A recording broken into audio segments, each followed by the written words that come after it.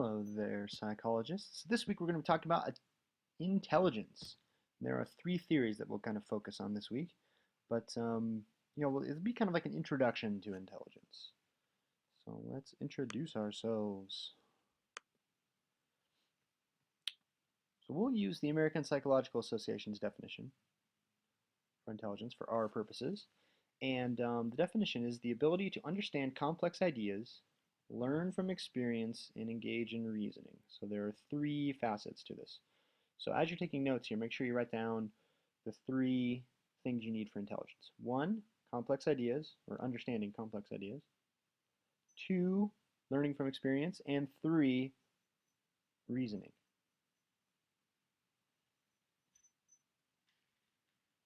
And so then, the better you're able to do those three things, the higher, I'll put those in quotes, higher your intelligence is. We will talk about all kinds of different ways of measuring intelligence too. Our question we're trying to answer is how and why is intelligence assessed? So let's start with our definition here, right? The ability to understand complex ideas, learn from experience, and engage in reasoning. And let's dig a little deeper into intelligence. When I said intelligence, you probably thought of IQ, the intelligence quotient.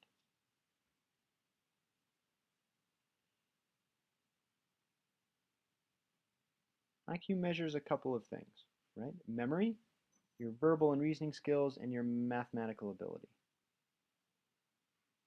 When the IQ tests were developed, they're thinking of, remember our definition, let me go back one, remember our definition here, understanding complex ideas, learning from experience, engaging in reasoning. They say the best way to measure that is by measuring your memory, by measuring your verbal and reasoning skills, and by measuring your math ability. And that way they can compare it to other people. There are many kinds of IQ tests. Usually they're standardized. Standardized means that there's one set method and set of directions that you give to every user that's out there.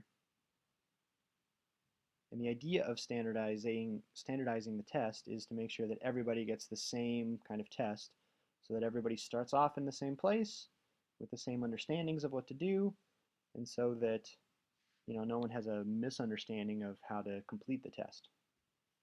So that's why during TCAP and during ACT, there's always a whole bunch of instructions about what to do, right? And everybody gets read the same instructions every time. And they do that the same way for intelligence tests. So I don't know if any of you were identified as a GATE or gifted, or GT is a sort of short for gifted. The GATE is another designation that our district uses for gifted students. And if any of you were identified as that, you probably had an IQ test when you were younger. I don't know why that popped up. I went through this with my son at, when he was in, I think it was first grade, at the end of first grade. They wanted to see if they wanted to test him to see if he could get into the GT program at his school. So what they did was they gave him 3 or 4 different kinds of tests. So it was like a battery of tests. One of which, though, was an intelligence test like this. You see the normal curve in the background there? It's kind of a representation of an IQ score. You see the red line down the middle. That red line in the background down the middle, that represents normal IQ, which a lot of people term as normal. What it really is the mean of everybody. The average IQ is 100.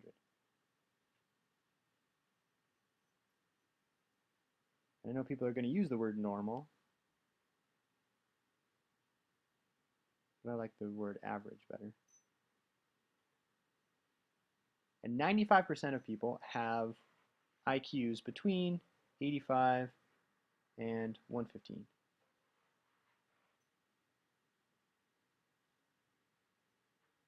So 95% of people in all the world have an IQ between 85 and 115. So, the majority of us in this class are going to have IQs between 85 and 115. if we plotted them on the normal curve here. And so that means that, each one of these colors is a standard deviation, too, I think is what the idea was behind the colors. No, that's not right. I'm not sure why they have the colors there. That's not a standard deviation. Anyway, the chart was colorful.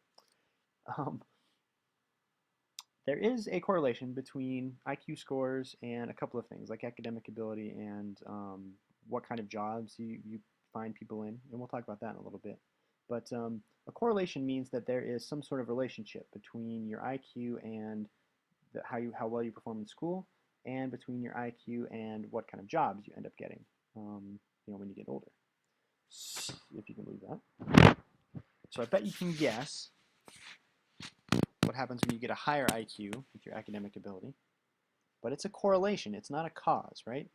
An IQ score does not cause good academic ability. I know plenty of smart students, really, really, who would score high on an IQ test, really, really smart kids who would score high on an IQ test, who do horribly in school because they have no motivation, because they don't think it's relevant, because they don't care to get a high school diploma, you know what I mean?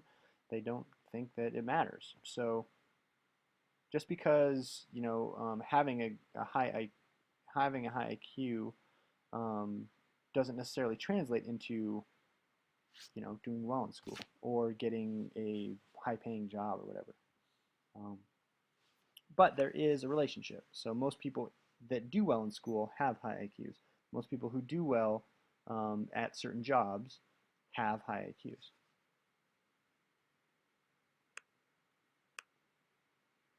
For instance, if we talk about education on the left-hand side, people with master's degrees and with PhDs, they tend to have an average IQ of 125. So that means half of them are above and half of them are below. College graduates tend to be just a little bit above the average, right? 112 to 115. High school graduates tend to fall right in the average range of 97 to 100. And then students who have dropped out of high school, have had 1 to 3 years of high school, generally speaking, have an average range of 90 to 95. So what this doesn't mean is that every high school dropout is between 90 and 95. It doesn't mean that every person who has a master's degree has a 125 IQ either. But these are the averages. And that probably makes sense to you, right? I mean, if you have a low IQ, school's going to be tough for you, right? If you have a hard time reasoning, if you have a hard time with memory and that sort of thing, then school's going to be tough for you. So you're probably not going to stay around to be, to go to college and to get a PhD. However, you might think to yourself, well, you know what?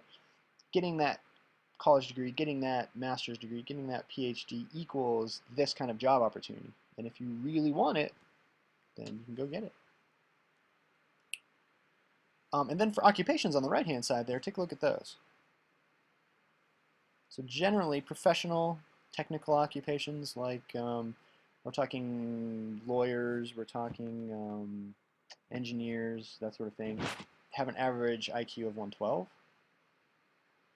If you're a manager or an administrator of a business, let's say, something like that, then you have slightly higher than average IQs, generally speaking, on average, like 104s.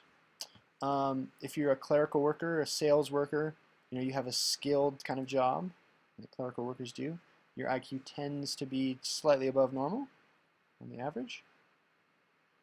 Or slightly above average, I should say, not normal, right? See, I'm falling into my own trap here. This is what happens when people call things normal all the time. And then unskilled workers, those with lower IQs probably are going to end up with jobs that, don't require a lot of thinking or problem solving or complex reasoning.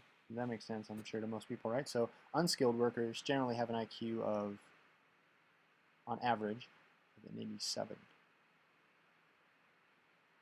Generally speaking, when I talk to students about this, it makes sense for most people because, most people figure, well, if you have a high IQ, then you're able to go farther in school because school usually comes a little easier to you. So, you go farther in school, you're more interested in school, and therefore, that master's degree translates into professional and technical occupations, or that college degree transfers into professional and technical occupations.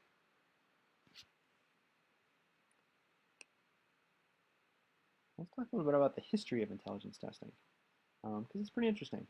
The first intelligence test, they were really just measuring verbal and math abilities. A little bit of reasoning, I guess, too.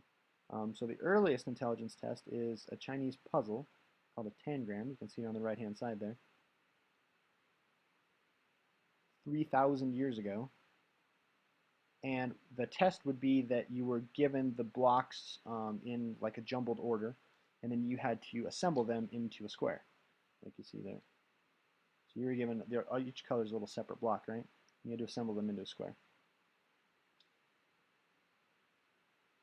And then the administrator would look at you and be like, that took him like 10 minutes.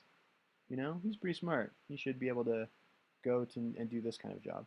The Chinese had a really interesting imperial exam system. So you would start testing when you were fairly small, fairly young. And if you tested well, then you would go on to the next level of education. If you tested well, you would go on to the next level of education. And if you tested well, then you would go on to this particular type of jobs, right? And then if you tested better again at the end of that, then you would specialize. So it was kind of like a weeding out process and narrowing until you got to whatever occupation that the tests said that you were good for.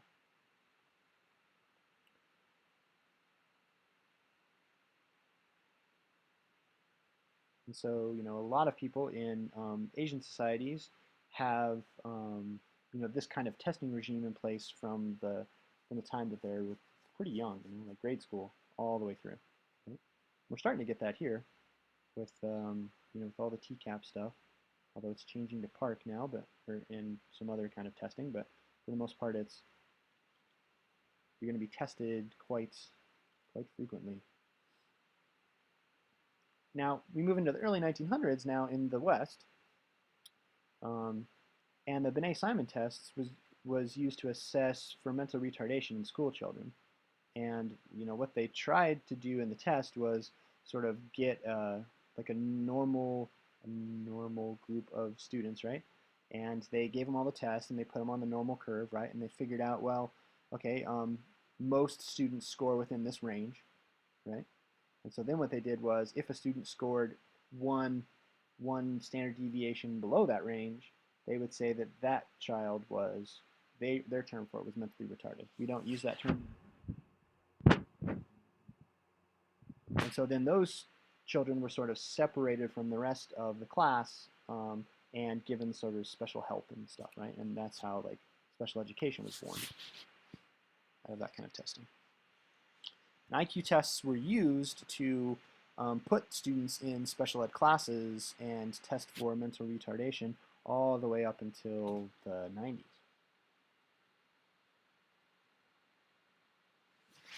During World War I, the U.S. Army was interested in, making sure that their soldiers were mentally prepared for whatever the job was they were going to do. So they started doing all kinds of testing on soldiers. So almost all of the testing that we do currently has its roots in World War I and World War II with the military. Now the military uses a thing called the ASVAB. But a lot of our tests actually come all the way back from World War I and World War II, or our idea of how tests work. And so, from the early 1900s through World War I, there was this idea that if you didn't score in the normal range, then you were somehow deficient, right? And you should be treated differently, essentially. Then along comes this guy named Howard Gardner. And he says that, intelligence is not just your ability in language and math. There are all kinds of different intelligences out there. And so he broadened the idea of what intelligence was, which we'll see in this next slide. So his idea of intelligence includes these areas. He started off with 7. That's why naturalistic has the little asterisk at the bottom there. Naturalistic was added later. He started off with 7. So like, in the early part of the idea of intelligence, you would have just been measured on the first two. The linguistic, your reading and writing, speaking skills, and your logical mathematics skills, right? Math and number sense and problem solving and that sort of thing. You might have a couple of spatial or visual puzzles to solve, maybe, maybe not.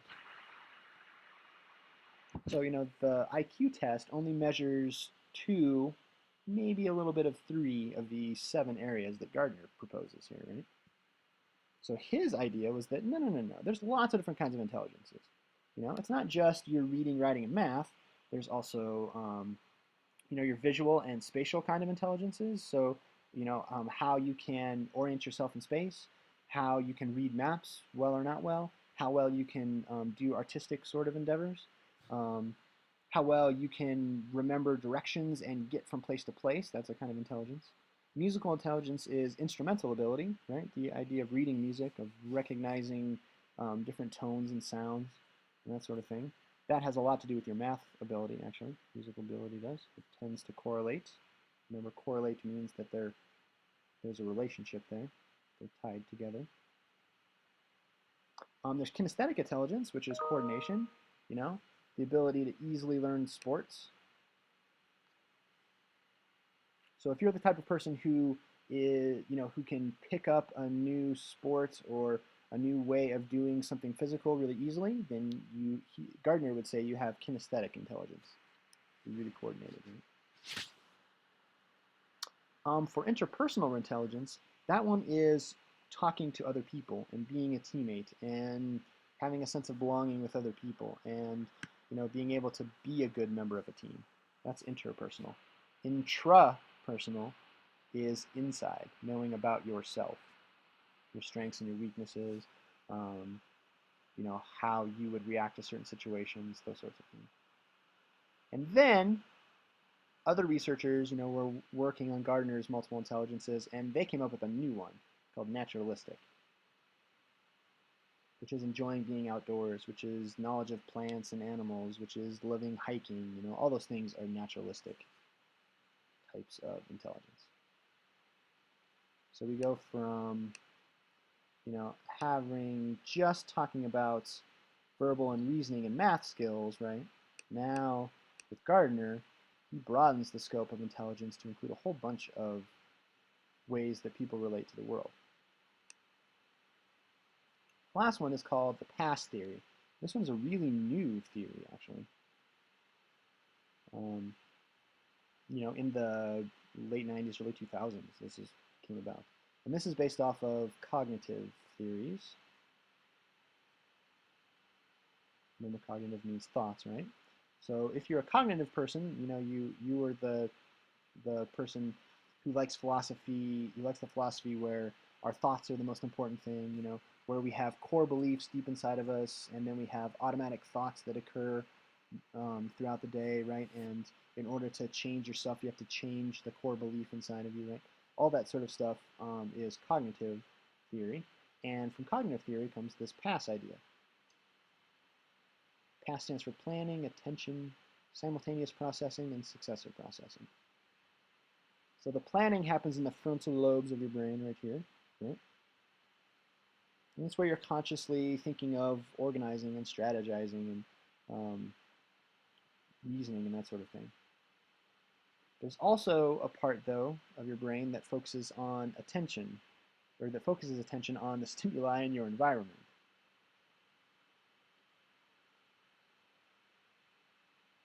And how well or how crappily you do that, that would mean that you're less intelligent, right? If you don't focus on the environment very well. And then there's how well you can simultaneously process things, which means how much data you can take in at once before you're like, oh, I'm an information overload.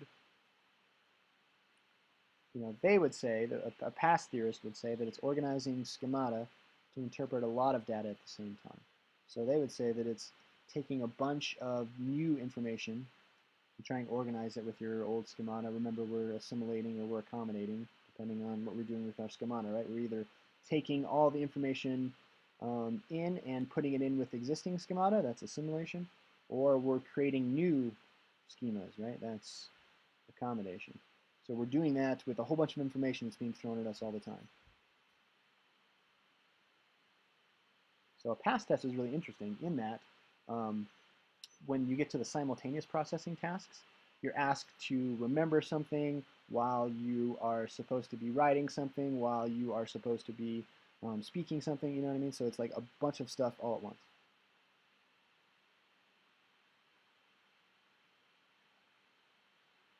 And then there's successive processing, which is kind of an interesting idea too. And that is that you organize your schemata in your head so that you can remember things that in what order they're supposed to go in, right? So if I gave you my phone number to memorize, right, here's my phone number, 720-475-0775. It's not just good enough to remember all the numbers. You need to remember them in the right order, otherwise my phone number is not going to work, right? You're going to call some random person. They're going to be like, who are you? You haven't talked to Brysh at all. And all of this together goes into your cognitive assessment system. And how well you do any of these, how well you plan, how well you focus your attention, how well you can simultaneously and successively process things, all those things together go into how intelligent you are. That's the past theory. So my question that I want you to think about is, what of these three ways of dealing with intelligence is best? Is it the IQ? Is it the multiple intelligences? Or is it the past theory? Because that's what we're going to be talking about this week is, you know, for all these different types of intelligences, you know, which one is best? And, you know, why are people assessed on certain things and not other things? That's what we're going to be talking about this week. So when we get to the webinar this week, what we're going to be doing is talking a little bit about our normal curve and average intelligences, and we're going to be talking a little bit about IQ and digging a little bit into IQ. So that should be interesting. Because this is, I mean, IQ is still used quite a bit. And my question to you is going to be, should it be used quite a bit? Is it the right way to measure intelligence? All right, so that was our introduction to intelligence. Remember, when you have questions or you know, you need something explained better or differently, let me know, and I will be happy to do that. Let's reference this page. I didn't quite go that far. So try and be thinking about this week, you know, which one of these is the best theory? We'll be using them this week, all right? Have a good week, everybody, and we'll see you in the webinar.